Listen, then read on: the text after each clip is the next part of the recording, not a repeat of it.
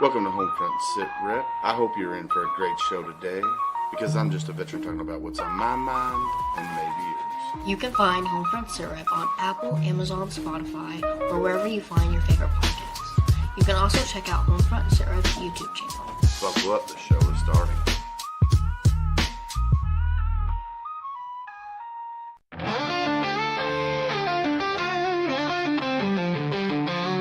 Out on the edge of the battle and back, we've carried the weight and we've walked every track. From desert dust to the fire at home, we've learned how to fight, how to stand alone. But no one tells you what comes after the war. When silence is louder than the guns we bore, that's where we speak, that's where we heal. Stories too real for Hollywood reels. Welcome to the front lines you don't always see. We're warriors to battle just differently. This is our check-in, our voice, our step. This is the HomeFront SitRep podcast. For the fallen, the fighting, and those who came home. For the brothers and sisters who still feel alone. We're holding the line with truth and respect. This is the HomeFront SitRep podcast. For the fallen, the fighting, and those who came home. For the brothers and sisters who still feel alone. We're holding the line with truth and respect. This is the HomeFront SitRep podcast. It ain't all medals and waving flags. There's pain in the silence and weight in the bags. But we've got a mic and a mission to share, to tell the damn truth, cause somebody's gotta care. We laugh, we cry, we cuss, we pray. We honor the ones who ain't here today. From basic to battle and back to the block.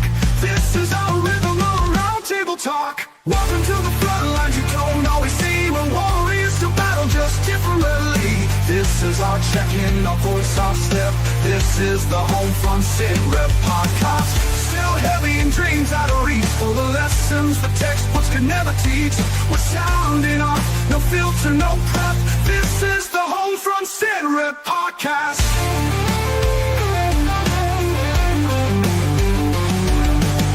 So if you've worn the boots or love someone who did, if you swallowed your hurt and kept it all hid, pull up a chair, you're not alone.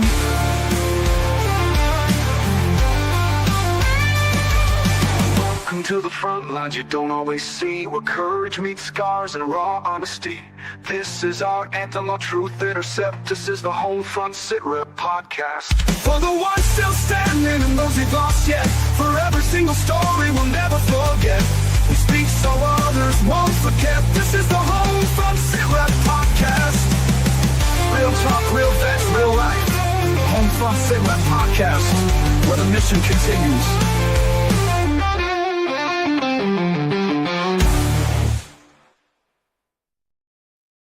Welcome, everybody, to a Monday edition of HomeFront SitRep. How is everybody doing?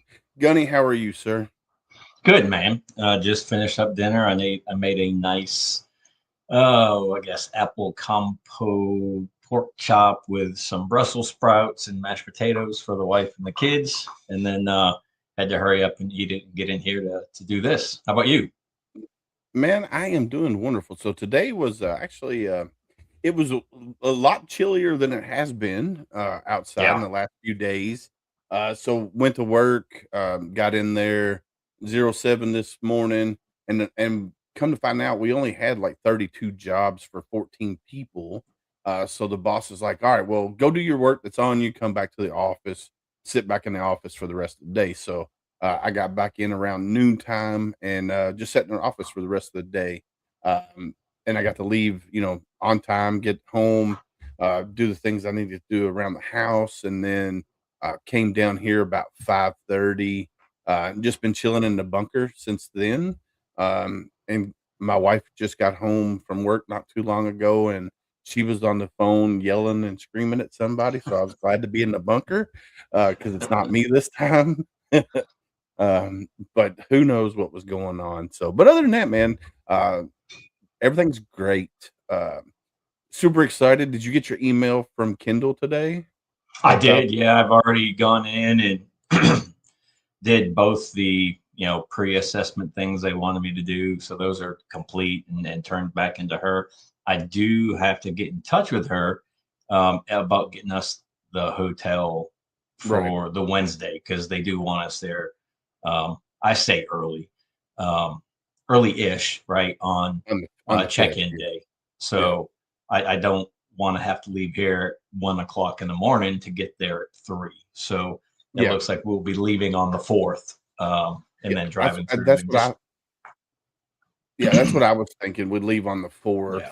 4th, And just take our time getting there. There's nothing we have to do that night. So, Atlanta traffic's going to be Atlanta traffic no matter what time we roll through. yeah, So, yeah, I'm good with whatever. And I got the easy pass, so I can jump on, um, the I guess the multi-person lane or the speed lane and oh, just yeah, yeah, bypass as much as we can because I hate Atlanta. I mean, I do. There's very few things in life that I hate, but Atlanta traffic is is one of them. probably top of the list. No, it's probably top of the list. I'd rather Yeah, go out and drive in LA because at least they know how to do it, But Atlanta, man, I don't know what the deal is down it's there. Hotlanta, man, it's Hotlanta is what it It's is. something. It's a Yeah, hot it's mess.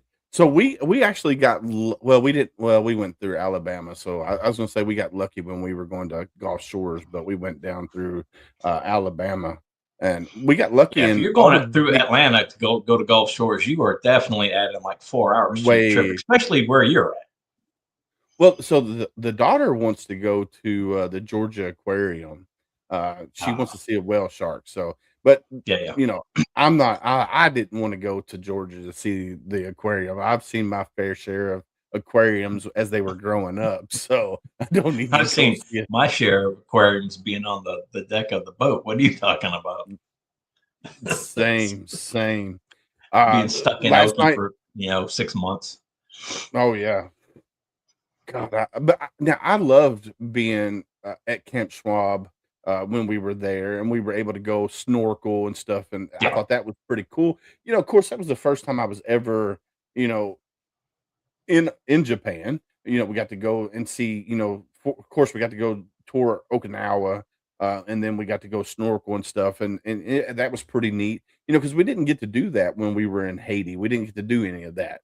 well, we went to the And Club Med yeah, for what, a day, yeah, for for a day. the Yeah, we the had a three day months that pass. we were there. But Yeah. So, but yeah, but going to Okinawa and doing the things that we did there, I mean, that was super fun. We had, a blast. We got in some trouble with the airsoft guns that we had when we were mm, there, but you other than couldn't that, walk out in the hallway without getting pelted. That's the good. I lived on the top floor, yeah. and I was the second room from the outside exit, from the far exit. So I would just open my door and make a run for it, and even then, I'm still getting pelted in the behind from 3/4 of the way down the hallway because they Yeah. hear that door chink, and everybody pokes their head up, figure out where it's coming from. Oh yeah. Oh yeah. Last night, so we had an episode last night. We had Heroes Hunt for Veterans on last night. They're up in Wisconsin. Great organization. Been around for 11 years. They've taken over 552 veterans out over the 11 years. That's And crazy. I think their success rate of getting veterans on target with the deer and everything, the high success rate. So super cool organization. Um, they only do a 30-day window to register for these once in a lifetime veteran hunts. And I think it's June 15th through July 15th, if I remember correctly. Yeah, Um, so if you never been on a hunt, if you're a Vietnam vet, Purple Heart recipient, whatever, June 15th through July 15th, if you go to their website, you can register, and then they do tick marks. So that's Heroes Hunt for Veterans. And we'll throw the link up later. But tonight, we got an Air Force veteran joining, and he's got quite a story, man. He's in the Air Force, I think for 10 years in the Air Force.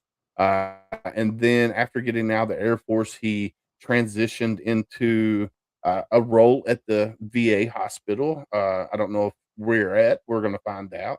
And then now he's with Steerbridge. So we're going to find out what Mr. Charles Tapp does and how he has continued his mission in helping veterans. And it's going to be a really good episode just for the simple fact that we all, as veterans, we all struggle with the VA process. Well, talking to Charles beforehand, um, he also struggled, even though he worked within the VA system and he was Yeah. doing the process of getting rated himself, he struggled.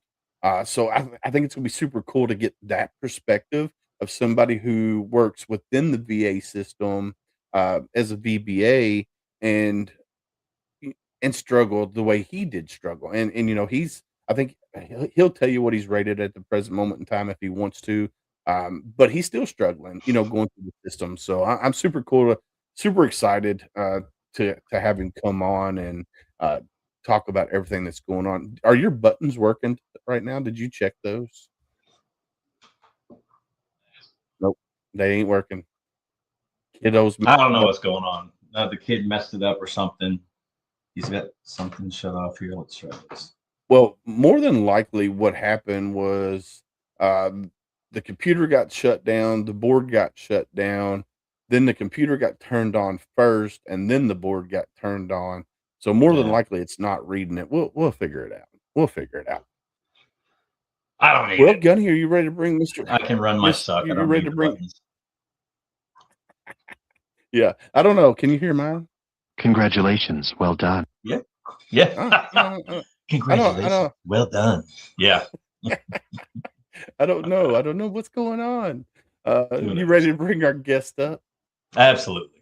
All right, let's do it. Let's go. Let's bring Mr. Charles up on the screen. Mr. Charles, welcome to the show. Well, good evening. I appreciate being in your company tonight. I always count it a pleasure to be amongst Marines. And as an Air Force guy, like I said, that's saying a lot. But like I said, I always feel safer and certainly in good company with Marines in the crowd. So thank you for having me. Well, thank you for coming on. Thank you for taking time out of your busy schedule to come hang out with Gunny and I for this hour. Super excited to have you on here. And my guys at Triple Threat said, Greetings, Earthlings." Oh my Lord. That threw me off, Ty. I know it's Ty over there, but anyway, Mr. Yeah. Charles, do me a favor. Introduce yourself to the world of HomeFront SitRep if you don't mind. So again, thanks for having me, Charles Tapp, and I'm currently the VA account executive with Steerbridge Strategies. And as a precursor to coming to Steerbridge, I'll kind of go back and cover a little bit of my background for context. So went to North Carolina A&T State University and was commissioned through Air Force ROTC as a budget finance officer in the Air Force. So for all intents and purposes, I'm a numbers nerd. So that's what I've done my whole career. Spent about 10 years active duty and started in the great state of Alaska at Eielson Air Force Base. So again, I must have either God has a sense of humor or I made somebody mad, but again, started my career there. Amazing assignment. And, over the next few years, had the opportunity to go to the AFIT, Air Force Institute of Technology, to get a master's degree in cost analysis. So that made me a full-fledged numbers nerd. And then went on there and spent a tour in DC and then ended up my Air Force career at Langley Air Force Base at Air Combat Command. Had an opportunity to deploy a couple times, once for Southern Watch, the other one for Iraqi Freedom. And, enjoyed 10 years of service to the nation. From there, when you get out, at the 10-year mark and you don't know exactly what you want to do, you go to consulting. So that's what I did. I spent about 7.5 years in consulting and focused still on DOD and a little bit of NASA work. And then finally decided, you know what, I'm ready to go back and serve again. And I became a civil servant with the Department of Veterans Affairs, predominantly in the Veterans Benefits Administration. And again, returned to my roots as a budget finance guy. And, over the course of my 10 years there, had several jobs. And the last 4.5, almost 5 years, I served as the chief financial officer there at VBA, where we were responsible for making sure that over 7 million veterans and their families receive benefits each and every month. The account when I had it was about $190 billion, and it's now near $250 billion of resources that the administration and Congress have put together so that we can support veterans and getting the benefits they've earned by virtue of their service. So super excited about that. And then as you mentioned before, after retiring in January of 2024, spent another stint about 15 months or so out in industry in the advisory services business, and then joined Steerbridge, my current employer, a service-disabled veteran-owned small business, actually the end of March of 2025, and I've been super excited to focus my energies back in the VA space, so I can continue to serve veterans in a different capacity. So super excited about that, and certainly super excited to be here with you tonight. Awesome. Well, once again, thank you for taking time out of your busy schedule to come hang out with us. I want to give a shout out to Samuel Brennan. He's the one that reached out and said, "Hey, I got this guy for you." So shout out to Samuel. I don't know if he's watching or not. I can't remember if he tunes in or not. But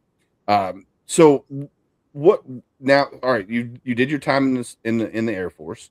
You Yeah. got out. You did some consulting. Then you joined the VA.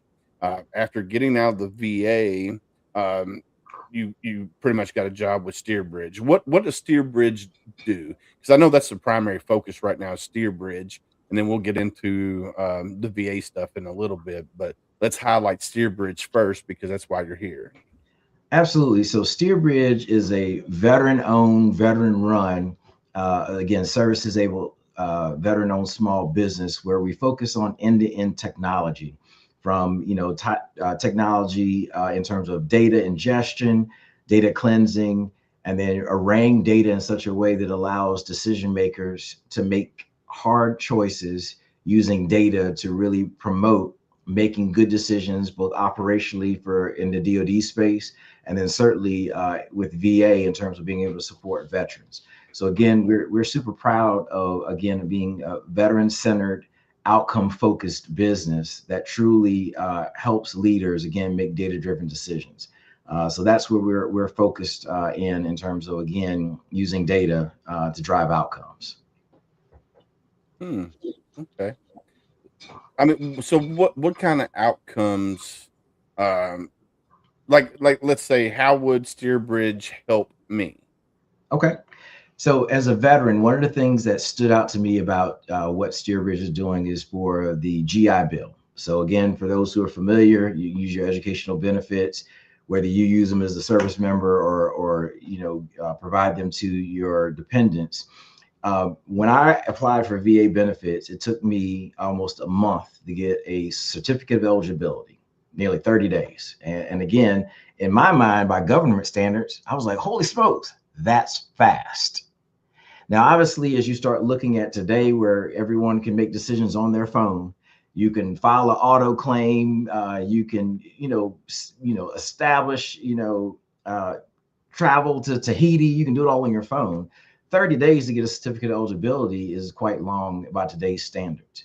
Yeah. Well, Steerbridge has been engaged with helping to modernize that capability, and they turned 30 days into less than 1 minute.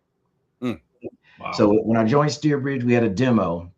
Rob Schroeder, our CEO, had his son come into the office and he said, Bobby, I want you to get online and I want you to apply for your certificate of eligibility in front of this room full of people. He was like, what is happening? Because he got caught off guard. He went in and put his credentials in and information, and literally we watched as he pushed submit. And in less than a minute, he had a certificate of eligibility, which allowed him to then go and enroll in school and apply for the associated benefits attached to the GI Bill. In my mind, this is where Steerbridge has been instrumental in helping engage in technology and data to help streamline and modernize a process to allow veterans and their families to make decisions a lot more quickly that are impactful to their lives. And that's just one example of several where Steerbridge is really making a difference and driving outcomes that truly matter. Yeah, I like that because I remember when I got out the first time in 2001, I applied for college using my GI Bill, and it seemed like it took forever, Yeah. and it was just like, holy cow! And then after I got out the second time, I reutilized the GI Bill for a different college because I was trying to use what I had left on it, and That one was a little bit more streamlined, I guess, because I already had used it once before, Yes, um, yes. and it was a little bit more streamlined. But yeah, I agree with you. With everybody having a small computer in their hand, having it readily accessible, um, makes things go a lot smoother, a lot Oh, quicker, absolutely. and Absolutely. it just seems to flow easier. So I'm glad that there is a small veteran-owned company, veteran-centered company that's what they're doing to help streamline things and make things more easier for us as veterans in the veteran space, depending on the needs of whatever veteran comes your way. So that's super cool.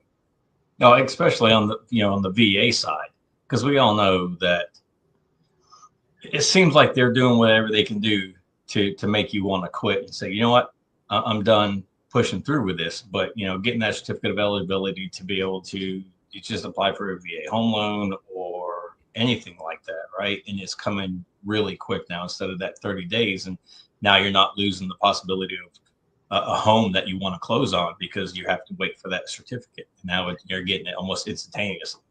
No, no, that's true. And definitely as an insider, I would definitely say that the people who worked at VA, I think, worked incredibly hard to make sure that veterans got pushed out. And many of the colleagues that I work with there, well over 50% of the folks who were employed at VA, or at least VBA specifically, were veterans themselves.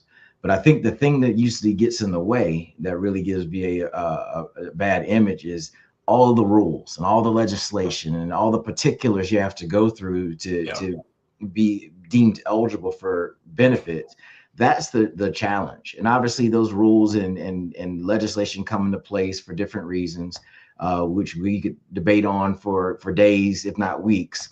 And Yeah. certainly at the end of the day, it certainly makes things a bit more challenging for people to get access. But I can definitely say that the people who work there, they certainly want to get benefits to veterans and their families, but sometimes the processes and the mechanisms and the systems get in the way of being able to honor that benefit that folks have earned. Yeah. Well, and especially for the guys and gals that don't have a copy of their DD 214 or DD 215 or whatever, So right? So, they know their date of birth, they know their social, right? They know yeah, everything. They just don't have that physical piece of paper to scan it, right, with your phone or scan it on a, computer or whatever, and then get it to the VA to say, oh, yeah. So he, at on discharge, he's RE, whatever. yeah. Yeah. He or she is good to go. And then, get everything done. Yeah, and historically that has been problematic. Now, VA does have what they call a duty to assist. So in instances where you may not have those pieces of paper to expedite your process, they certainly have steps to either instruct people on how to engage with DoD or to reach out to DoD on your behalf. But to your point, it still takes time. And time sometimes is not a luxury that some veterans have. But I certainly believe, like I said, VA is in the business of trying their absolute best to connect people with the right outcomes. But again, old or antiquated tools, bureaucracy, paperwork, processes sometimes get in the way of being able to do that expeditiously. Yeah, and it's also like the lack of paperwork, like in my case, because I can only speak on me, right? Uh, So true. when I started my VA journey in 2022, um, I don't have anything in my service record, medical record, saying, Mhm. "Hey, this is caused from this or this is caused from that." So Yeah. now I'm fighting the process, and then having to find buddy letters or Mhm. having a spousal letter or a parent letter, nexus letters in general, and trying to go back and fight all of that, right? But now a lot of the newer generation that are getting out in 2022, 23, 24, or whatever, their process is a lot more streamlined. So when they pretty much come out of the service, they're already rated from the VA, That's true. which is awesome to be more streamlined. But I still think there's hiccups in that as well. That So is true. That is true. So again, I know you're already thinking. I say, yeah, in terms of my rating, you're like, how did he get rating in the Air Force for a paper cut? So even when I got rated, nonetheless, I mean, I know I'm not hardcore like the Marines, But you're right. I mean, so we're probably in the same, as my wife says, the same age bucket. We're roughly in that same place. So when I came through the Air Force, they were like, "Hey, Charles, when you get that paper cut, don't you dare go down to sick call and try to file something. You put a Band-Aid on it, keep moving." But all kidding aside, many veterans, in the 50 plus, age range, it was common knowledge that, you just sucked it up. You didn't really go to sick call. And definitely that, has limiting factors when it comes down to being able now on the back end to file all of the illnesses and issues and injuries that were sustained while active duty. So you're right. There are some challenges sometimes with being able to reconstruct all of the issues that came about, because their absence of medical records. And then certainly the need to get buddy statements or lay statements from, either people you served with, family members, depending on the different illnesses and ailments that are there. So it is a challenge at times. But I would definitely say that the outreach and education that VA has done, certainly for today's more recent veteran population, have emphasized the importance of making sure that you get those records done. And I even think DOD has done a lot more in terms of advising people to get those things done. And certainly for anybody in your last year, go to get everything documented as quickly as you can and as thoroughly as you can, because it will absolutely benefit you long term when it comes down to, again, filing for those benefits that you've earned by virtue of your service. Yeah, and I think there's enough of us that got out or retired in the last 10 years that have a voice, that have a platform that's telling everybody, yeah, don't go for your paper cut. But if you sprained your ankle on a run or a hike or whatever, go. Absolutely. If you, need stitches, go. If you have an injury that you would go to, an urgent care or the ER for, make sure it's being seen by your corpsman or somebody, your medic, because it needs to be annotated. And like you said, I came in 97 and it was in the infantry, right? Oh, you'll be a sick bay commando, aren't you? No, I'm going to suck it up and drive on. That's right. And I was medically retired in 11. Okay. And after 30 plus surgeries. But even that, I still only left with 70% as a VA rating. Yeah. And I'm like, what the heck? And then it was 40% on the Navy Marine Corps side. And I fought for years and finally got it to 80%, ended up getting Senator McConnell's office involved, and then fought again, got a VSO, fought again. And I got to 90%. I'm like, I'm done. I'm not doing this anymore. Yeah. And then when the PACT Act got approved, they're like, hey, you have to do this. You were here, you got exposed to XYZ.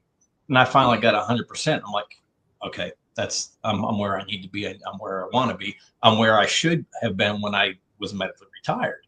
Right. When you're telling me that I can't do the job that I was doing in the Marine Corps, why would I not be 100%? You're telling me I can't perform the basic functions of a Marine anymore. Right. But you're only going to give me 70%. Come on now. Get with the program. Certain job fields should include certain things when it goes to the VA. If you spend any extended time in the infantry, you're wearing the Kevlar, which pushes down on your cervical spine, which pushes down on your thoracic, which, your lumbar spine, everything, right? You got your pack, you got that. You're doing bounding overwatch, so you're going in the prone position and smacking the ground. We see what it's doing with football players that don't have the weight on. So true. Now we have the weight and the weapon and everything else.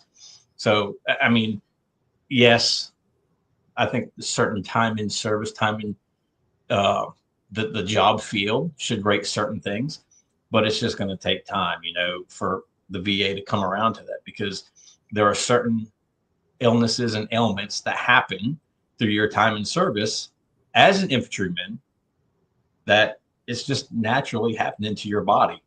You're not meant to carry an 80-pound pack for 15 miles.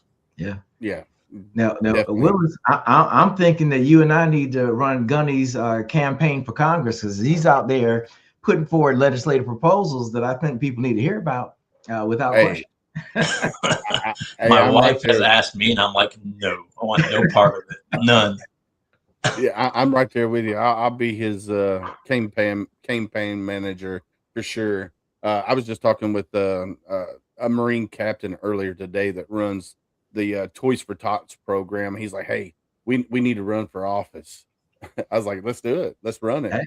Um, because we need veterans in uh, the political realm True. that, because me personally, I'm not a Democrat, not a Republican. I'm somewhere in the middle. There's Yeah. good things on this side. There's good things on this side. So I'm kind of split right down the middle. And I just think that we need more veterans in the political realm that understands um, what's going on in a veteran's brain, what a veteran goes through. Just to I think it would make things more um, easier for everybody in the whole country. But that's just my opinion. No, So your opinion, I think, is well informed. I mean, when you think about, in our parents' generation and certainly grandparents' generation, it was quite common that you had, veterans who served certainly in politics, both state, local, state, and federal level, that had certainly a more personal perspective on what it meant to serve. And even though, during my tenure at VA, we had a great amount of support from both sides of the aisle for needs in the VA, the perspectives, though, that once you wear the uniform and bring that to the table, I think is something that would be more beneficial as we start looking at the needs to continue to modernize the process and the system. So to me, I think you're 100% right.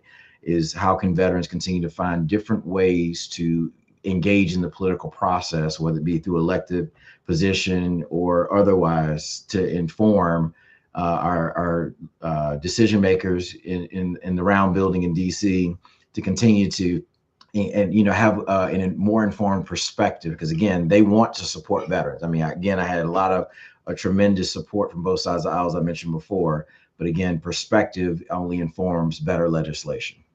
yeah, For sure. Yeah. definitely. All right, let's see. All right, let's talk about. All right, so here you are. Let's go back a little bit because we've already touched on Steerbridge.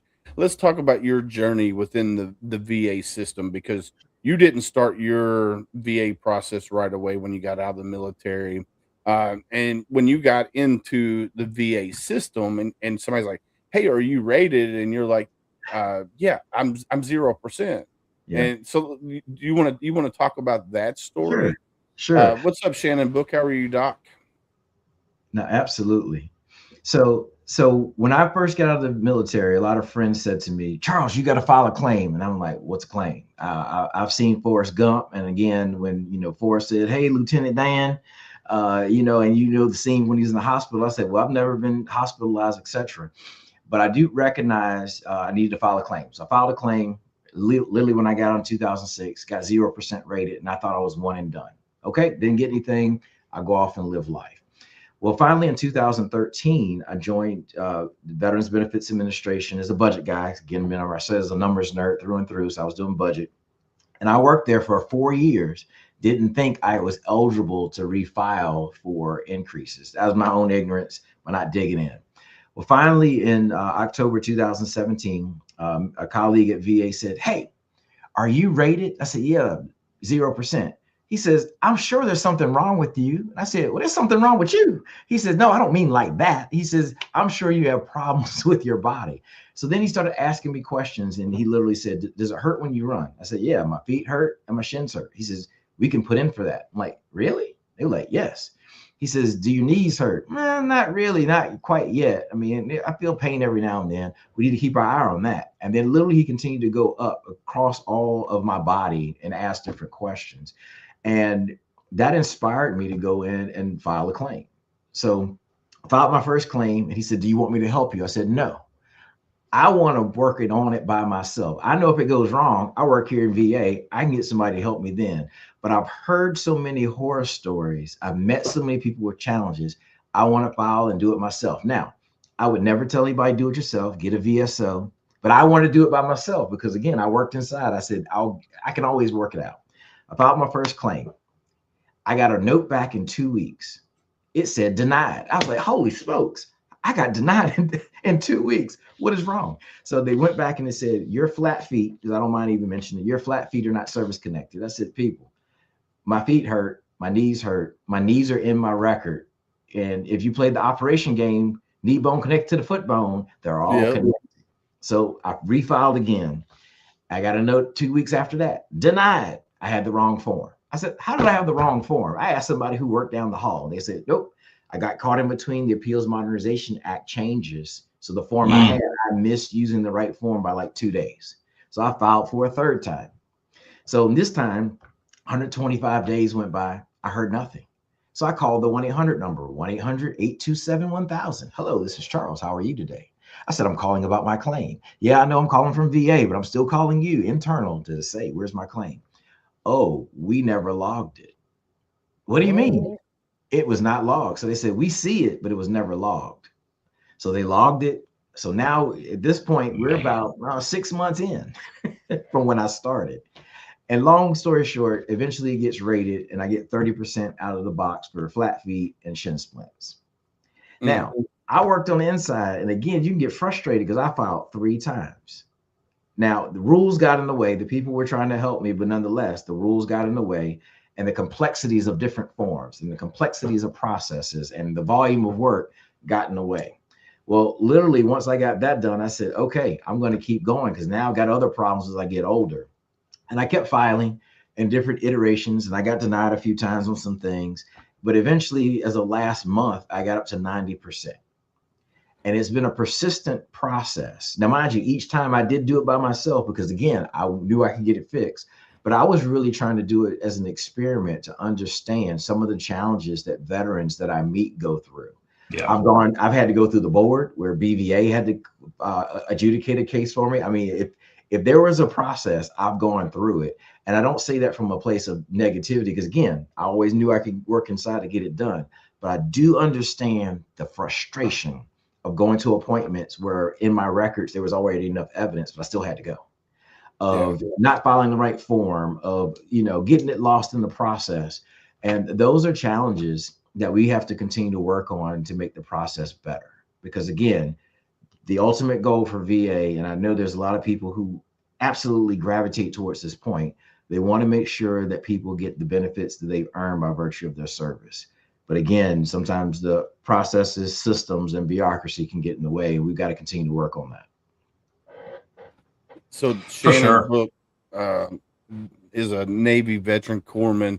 He said, I think that's awesome, brother. It's great to see an insider seeing the frustrations. Indeed.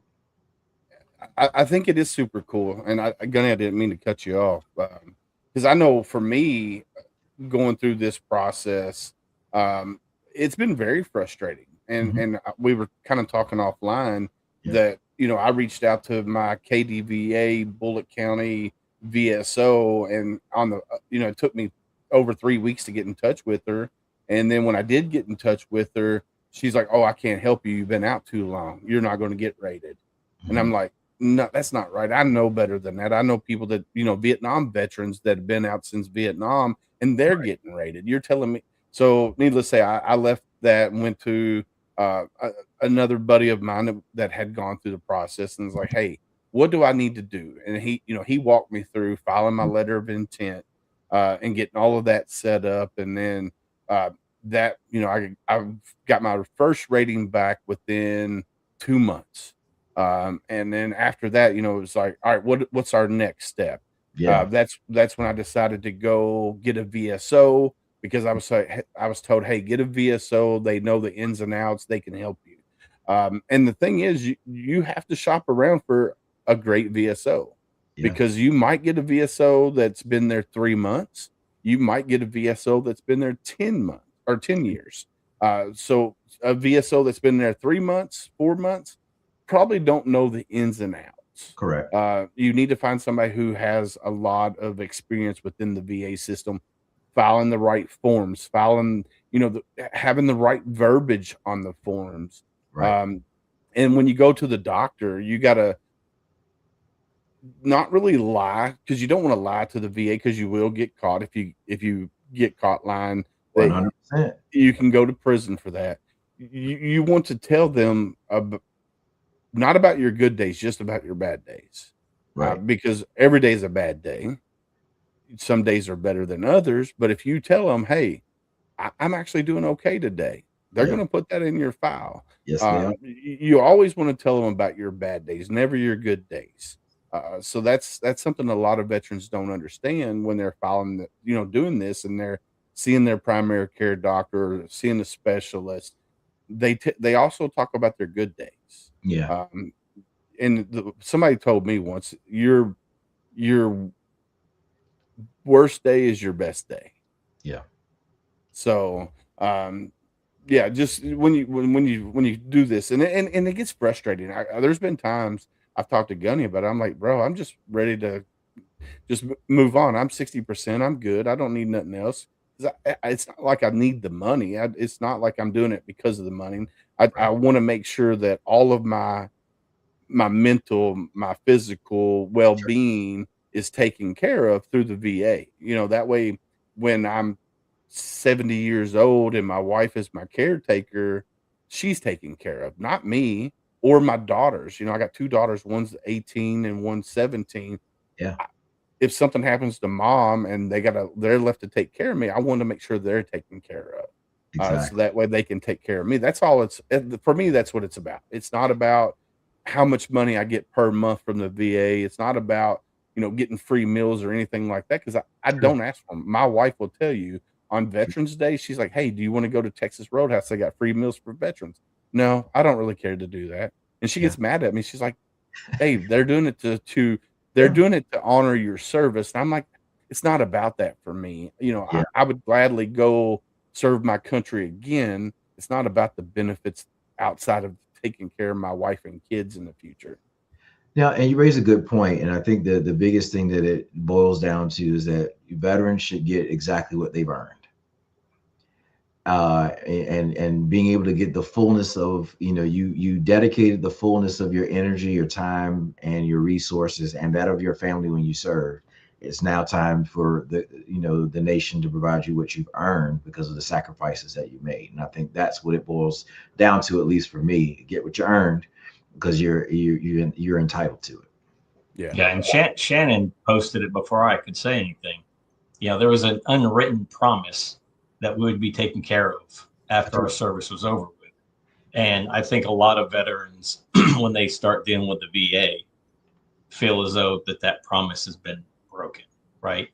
But if you go in open and honest to the doctors, to the clinicians, to the therapists, the psychologists, I mean, they can see it. They've been dealing with this forever, right? Especially since 2001, 2002, when guys and girls were getting out, post-traumatic stress, traumatic brain injury, post-concussive syndrome, whatever you want to call it, you know, Yep. and they can see who's blowing smoke and who's not. Exactly. And, and it's hard, we've said it earlier, if it's not in your medical record, it didn't happen. And so when I went through, I just had a disc replaced in my neck a few years ago. And they're like, yeah, it's not service connected. I'm like, I got blown up twice. Oof. My neck wasn't like this when I came in the service. How's it not service connected? Exactly. So I wrote a letter of every single helmet and how much it weighed, and every single pack and how much it weighed, and the hikes and all this. So I went back to 97 to 2005 when I got blown up, Yeah. and every training evolution that we had ever done and everything. But I wrote the letter. Yeah. And they're like, yeah, it's not enough evidence. But had Willis written the letter or a doctor written the letter, it would hold more weight. And I'm like, True. why should it matter? It was my experience. I Right. know what I went through. Even though Willis and I were in 2A together, we were in separate platoons. Yeah. And when we were in Japan and in Korea, we're trained in two separate areas. He don't know if I slipped down the hill or not. Right. But it's just one of those things. Like, you have to get everything documented. And then, we can speak on that until we turn as blue as the flag behind you.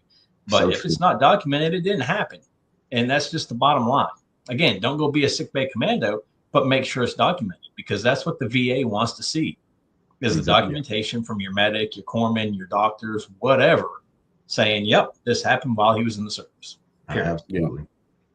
And that's the key thing, is getting military members now, and to break that stigma of, oh, you're a sick call commando, whatever.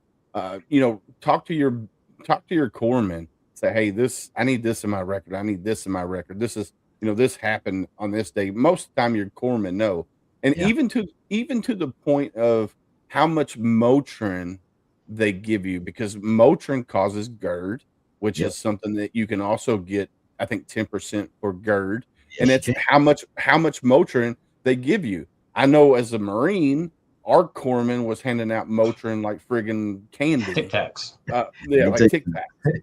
And it's just one of those things. It's my stomach's messed up. I didn't know what it was. I still don't know exactly what it is, but I can guarantee it's from all the Motrin that I've had Yeah. since I was in the Marine Corps, and it's just like, what do we do? And it's just so there's so many things that people don't understand, that are all related. Like you said earlier, your knees were messed up. Service, you got it in your record. Well, that's connected to your ankles and your feet. I mean, Yes. there's just like Gunny Well, was and they talking. check and see if you're flat-footed when you come in. So if the doctor didn't annotate it at MEPS, it happened somewhere between MEPS and the time that you went to the VA.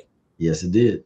You Yeah, know, yeah, and the amount of running that we all do, to include the Air Force. It's not always on a bike, It right? is. But they don't fit you for the proper shoes for your feet. That's true. So if you have high arches and you're out there running with a low arch shoe, the arches are going to collapse. yep. And especially in the Air Force, when you're running with your golf shoes on, that just messes up everything. You know what I'm saying? I mean, just You're messes supposed to stay everything on up. the cart path. You're not supposed to run on the cart path. I know that's right. Oh, we don't even have to do any Air Force jokes because he's doing them for us. I mean, that's awesome. I love it. I love it. So right here we got Chris Cornelius says, no veterans should have to fight for your health care at all. You guys should get the best health care out there for free, no questions asked. It makes me mad that you guys have to fight so hard for your health care and to get taken care of. There should never be a homeless or hungry veteran out there. I would agree with you. Agreed. There should be no homeless veterans on the street at all. I don't care what needs to be done. Yeah. If there's a home now, granted, I know there are some veterans out there that would prefer to be True. homeless. I do. I've met several of them Yeah. that said we would rather be here than tied to the man. And Yeah. I understand that. If that's the way of life that they want to live and they're comfortable doing it, I'm all for it. But the moment they need help, somebody needs to be there for them in that case. But if they fell on hard times, whether it's their struggle with their demons, whether it's Yeah. alcohol, whatever, they should have a home to go to. Because Yeah. here's what I'm going to tell you: a lot of homeless veterans out there, the only thing that they're concerned about is where they're sleeping that night, where they're getting their next meal, and Yeah. if they Yep. can get that hand up and not a handout, but that hand up, Yeah. then they can get back to where they need to be.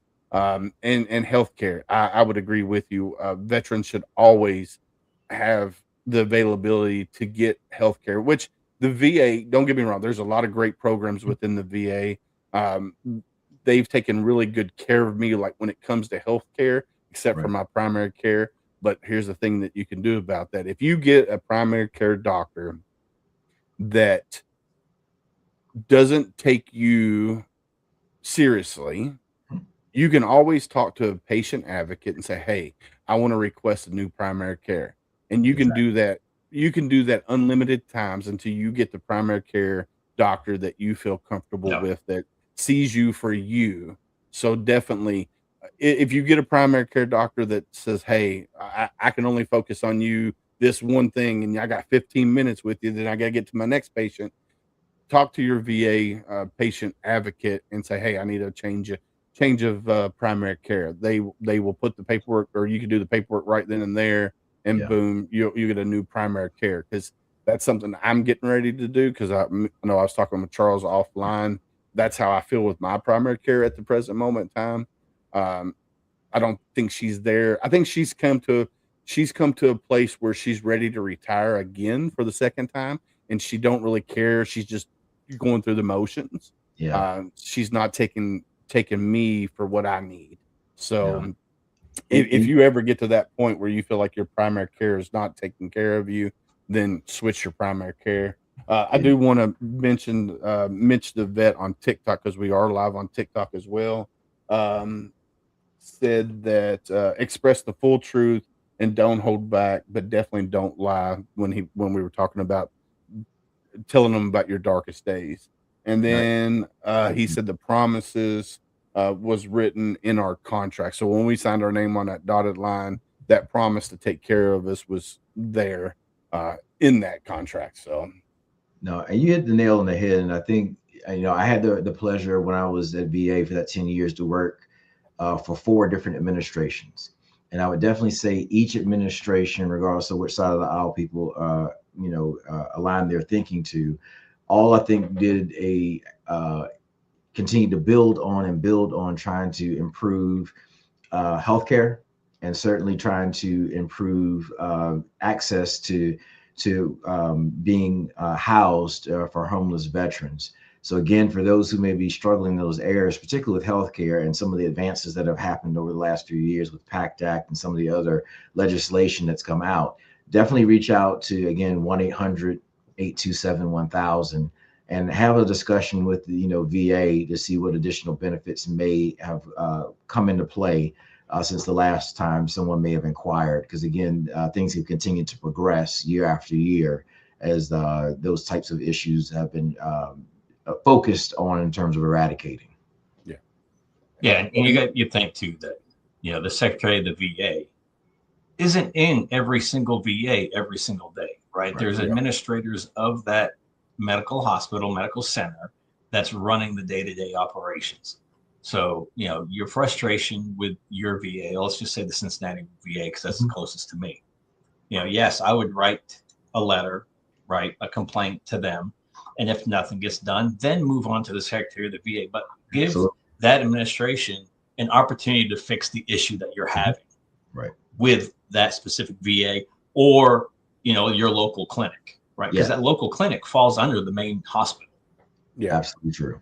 Now, don't blame the administration that's up there in DC. Yes, they have the complete oversight of everything, but they're not in the hospitals. They're not in the clinics on a day-to-day basis. So just take that into consideration too, when you're having these frustrations with your primary care, with the nurses, with some of the administrators in there. Yeah. And so the only, this is something I'm going to say here. The only person that's going to be the advocate for you is you. So you have to be your own advocate, and don't let the no's hold you back. Like Gunny was just talking, if you have struggles with somebody in your clinic, well, go above them. And if they don't take care of it, if they don't rectify it, and you don't get the answers you want, go above them. Give each well,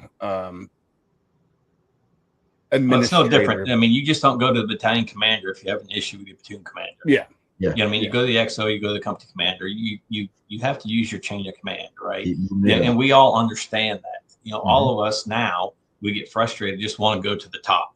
And, I've seen it so much, and I'm going to get away from the VA, but in college football, one person doesn't get the Heisman and he or she is like, oh, I'm going to get a hold of Donald Trump and get it. No, that's not how it works. He's not nothing with the NCAA. Leave it a freaking low. You didn't get it. You didn't get it, period. Right. You just don't jump to the top, right? And everybody wants to do that. And, use the system how it's supposed to be used. And again, you are your best advocate, period. But you have to understand when you're going in front of these doctors that they want to hear certain verbiage out of your mouth. Yes, they do. Right. And if that doctor doesn't write down that specific word when it goes to the rater, who's now reading the doctor's notes, the transcriptions, that rater wants to see a specific word. Yes, they do. And if they don't see it, you're not going to get rated for it. Yeah. You have to be mindful of how you speak. Exactly. The Marine Corps spent a lot of money on me to learn how to speak in front of people, like a lot of money to be a recruiter. And, I've had, even with me, it takes a while, being blown up twice. I got a couple, post-concussive syndromes, some TPIs, and there's words that I just don't use in my day-to-day vocabulary. But when I go to the VA and talk to the doctor, those words have to be there because that's what they want to hear. No, they do. It's not a lie, right? You might feel that specific way, but if it's not in your verbiage, they're not going to write it down. The rater's not going to see it, and you're going to be put at a 0 or 10% or not service connected. Yeah. 100%. And that's kind of where a lot of mine are not service connected at the present moment in time. And that's hopefully in February when we go down to Tampa for SOF missions, they can help me understand better to do. And if not, I'm gonna call Charles and be like, hey, I need your help, bro. Call me up. So, all right, Mr. Charles, I told you this hour was going to fly by. It's already. It has gone by. It's been a fun time. Man, we loved having you on here talking about SteerBridge and then talking about your time in the Air Force One. So thank you for your service. I don't know if either one of us said that at the beginning of the show, but Likewise. Thank you for your service and thank you for your continued service. You served at the VBA. And then now you're serving with a veteran-owned company, veteran-centered company with SteerBridge, and you guys are helping streamline processes for all veterans across the globe. So that's super friggin' awesome. No, I've enjoyed my time at SteerBridge a lot. And again, when I came on board, if I can, share, there were 3 things that stood out about the company that really caught my attention. Number one, Rob Schroeder, the CEO, said that he was a fierce protector of the culture. Because when you're a veteran-owned business who are focused on mission-focused people, protecting that culture is so important. So that certainly resonated with me. Number 2, the company is focused on taking on projects and initiatives that are mission-based, that truly drive outcomes that will allow those organizations to thrive. And again, that spoke to me as a former CFO at VBA to have a company that wanted to partner with me, not just get a contract from me. Right. Certainly resonated with me. And the third thing that he shared that I think really speaks to the ethos of the company is we grow through delivery. That means excellence is truly our calling card to deliver excellent outcomes. And again, those are the things that certainly resonate with me as a veteran, certainly resonate with me as a professional, and truly sets the company apart. So again, those are the things that I think resonate certainly in the veteran community, and certainly from a value proposition, truly stands out in the crowd. So super excited to continue to be here in a service-focused organization like SteerBridge, and truly excited that I have the opportunity to still do that for our nation's heroes. That's awesome. Heck yeah. So if somebody wanted to learn more about SteerBridge, where would they go to learn more about SteerBridge? Absolutely. So our website is steerbridge.com. And on there, you'll get a general good sense about what we're focused on, where we're continuing to focus in terms of our clients. We do a lot of work with the F-35 program, which is certainly, as you start looking across the spectrum of all the procurements in DoD, if not the entire federal government, that weapon system is perhaps the over its life cycle is the most prominent in terms of investment from American taxpayers. And then certainly will be examples outlined there of what we're also doing in the veteran space, in addition to the GI Bill, as well as doing some infrastructure work with the Veterans Health Administration aligned to implementing electronic health record. So again, a lot of focus there, but you can find out more information there on steerbridge.com. Yeah, they can move some of those funds to the A-10, right, and get those refurbished. I know that's I'd right. rather have that on the battlefield. The A-10, again, it speaks to my Air Force roots, so I get it. Absolutely. But if I couldn't have Marine Air, that's the only aircraft I wanted overhead. Absolutely. Tank busters. Heck yeah. Well, we do want to thank you again for coming on and hanging out with us for this hour. It's been our pleasure to have you on. 1, to learn about your service in the military, then 2, learn about your journey within the VA system, and then now what you're doing with SteerBridge. I I think it, like Shannon said earlier, he's thankful for us having this conversation with you about things that, you know, are going on within the VA system Sure. and then what you're doing now. So I think it was a great discussion. And I think there were some answers that were had.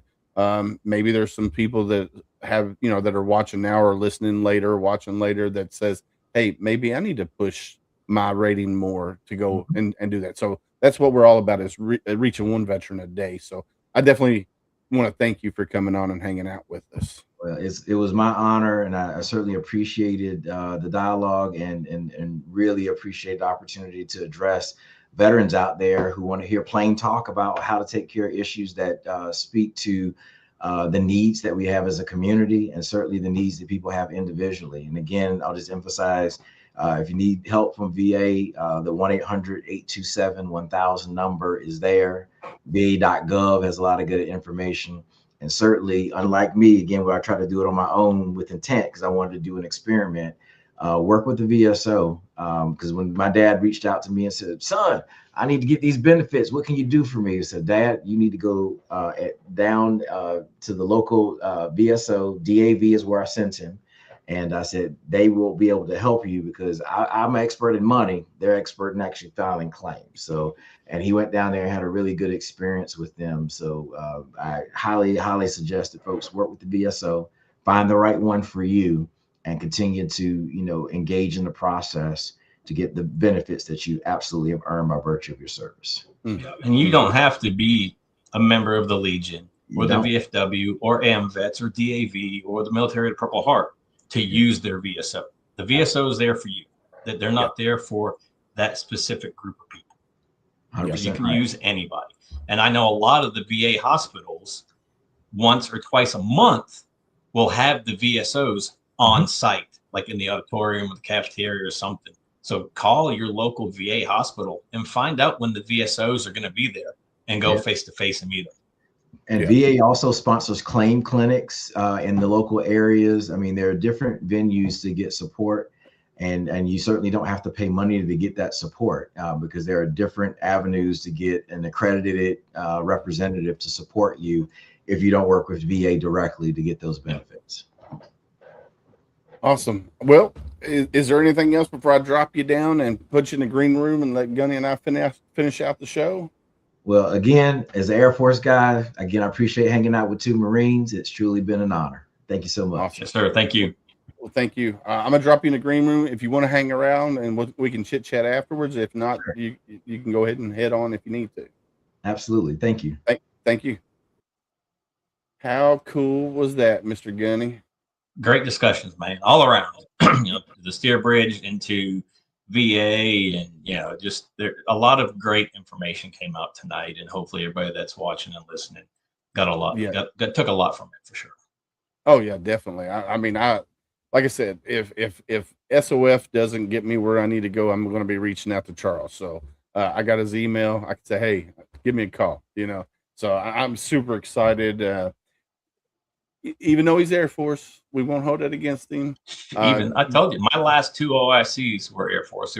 They were former Army Chief Warrant Officers that then became commissioned officers in the Air Force, and we're V-22 guys. So it was definitely a different experience working with them because they wanted me to call them by their call signs and not their rank and name. I'm like, this is not the way I do things.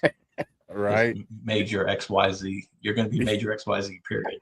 You're not being Uncle Tom. I'm not. No, I am not calling you Uncle Tom. Sorry. Oh man. Yeah, no. I don't know if I could do that either. I'm like you. I'm a Marine. That's like you at the rank of gunnery sergeant. You know, I've been out since 2004, but you still hold the rank of gunny, and that's what I'm going to call you. And it's just, you know, there's certain ranks that rate that, and gunny is one of those. You know, if you were a sergeant major, you would rate that. You know, I mean, that's just how it goes. So, anywho, my friend, guess what time it is? I'm ready. I got a good one tonight. All right, here we go. And even Gunny's words of wisdom. never let the fear of striking out keep you from playing the game. Ooh, I like it. Babe Ruth. So yes, it's a baseball thing, right? Every time he got up to bat, he didn't hit a home run every time. He didn't hit the ball every time. But that didn't keep him from getting up every single day to the plate and trying to crush it. Just like with the VA, just because they don't approve you the first time doesn't mean you can't get up and fight and fight and fight. Clip that. All right, here we go. Veteran joke of the day. Veteran joke of the day. What is the main mission of the Marines? Eat as To make- many crayons as possible. To make sure Army soldiers never get their feet wet. Yeah. It's not as funny, but it works. So Yeah. I was going to do this one. No, we save it. What do save Marines it for have in Sunday. common? Save it for Wednesday. Frank, save it for Sunday. Well, I'm gonna do an Air Force one next, or Navy. So this is another Marine one. What do Marines have in common with other members of the armed forces? Not a damn thing. They all they all originally set out to become Marines. I was going to do that one. I was like, why not? Yeah. Hey, So, before we get on to thanking our partners and all that, what is today's military moment or whatever? Today in military history. All right. So today in military history, January 12, 1943, Soviets breach Leningrad. Soviet forces successfully breach the German siege of Leningrad, and I'm probably saying that wrong, but I think I'm saying it right, which had lasted for a year and a half. This breakthrough allowed for increased supply deliveries to the city via Lake Lagoda. Lagoda. So that is today's military history today. So that's super cool. And I want to thank my daughter for getting me this super cool calendar. So it's I'll throw it up here on. So it's today in military history perpetual calendar.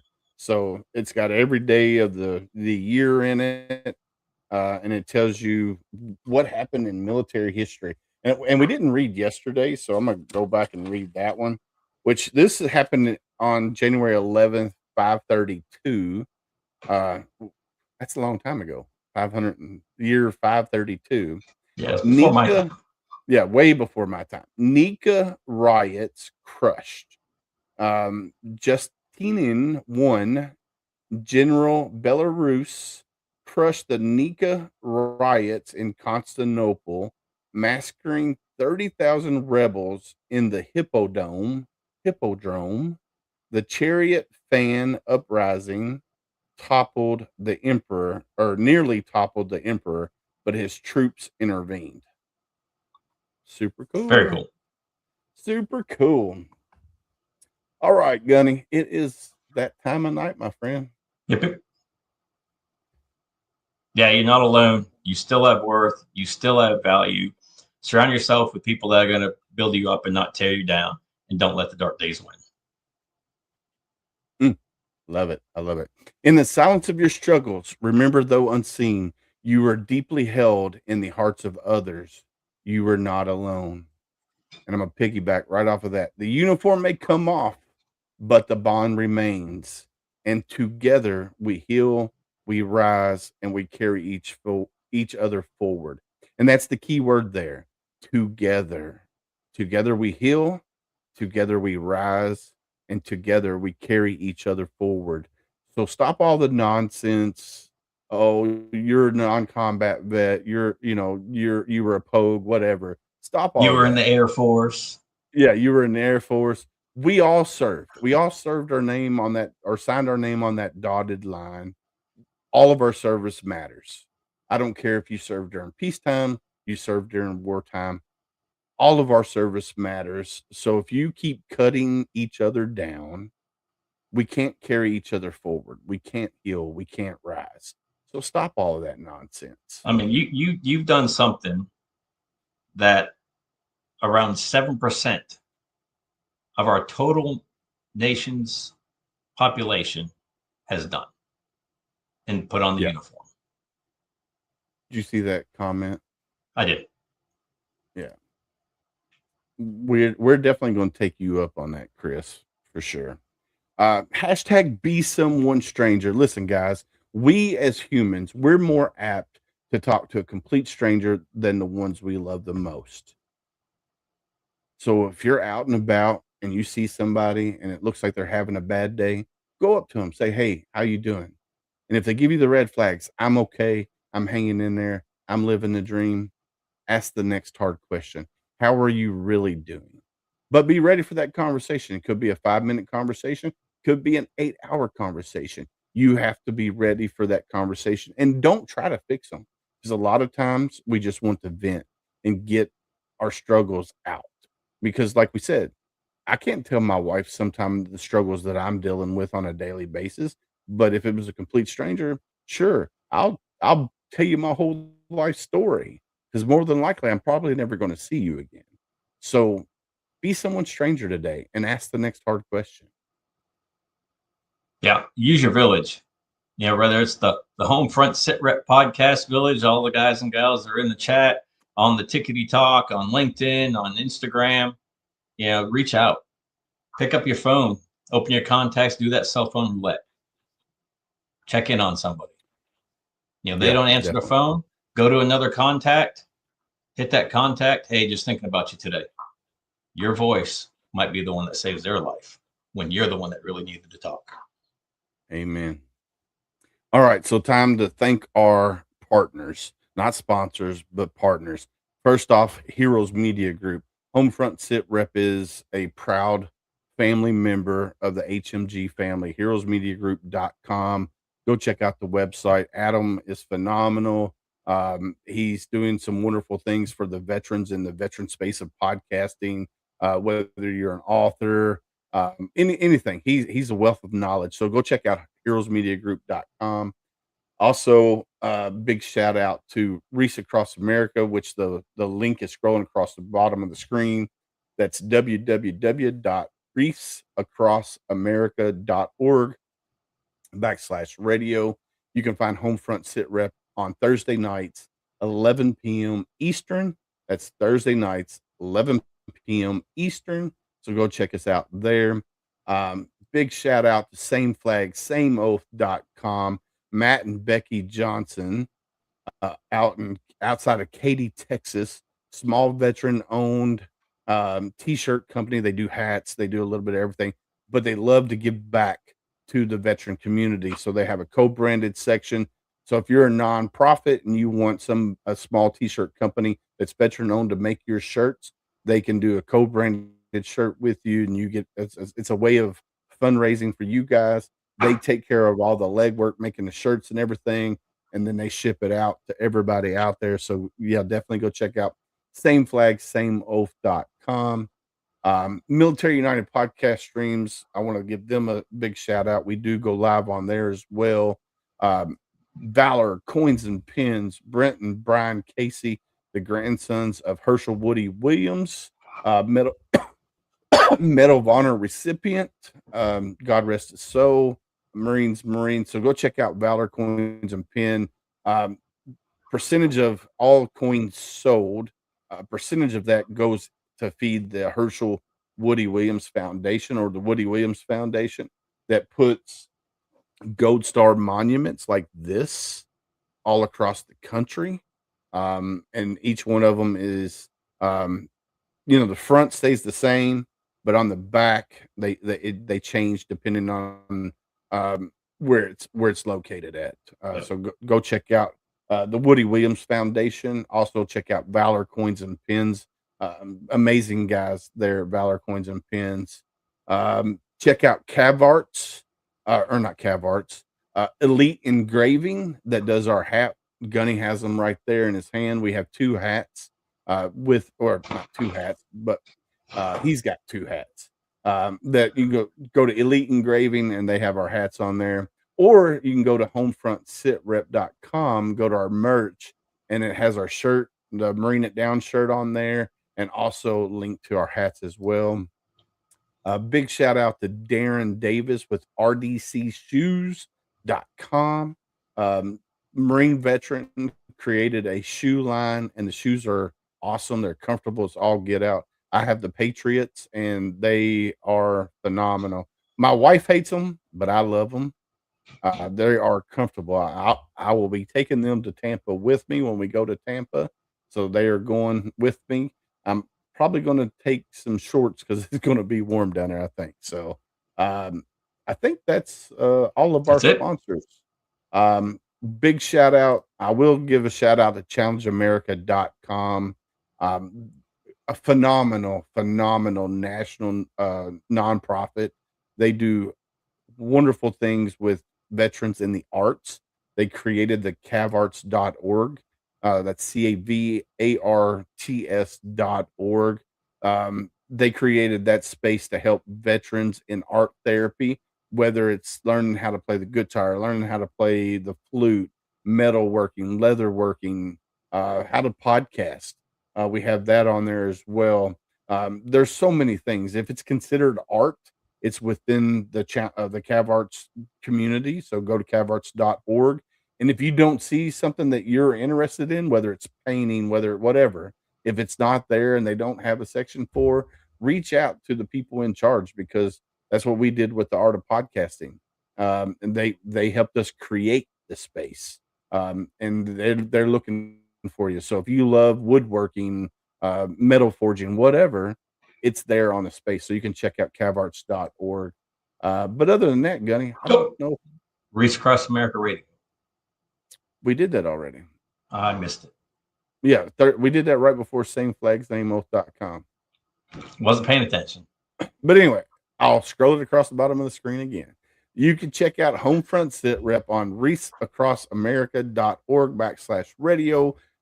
Thursday nights, 11 p.m. Eastern. That's Thursday nights, 11 p.m. Eastern. So go check out reachacrossamerica.org/radio. All right. Other than that, Gunny, it is about that time, my friend. What do you think? Yep. Like we always say on HomeFront SitRep, stay safe out there. We got your six.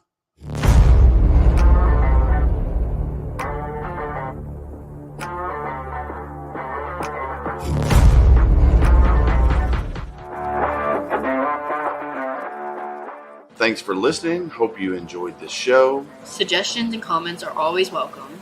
Cannot wait to have another great show with y'all.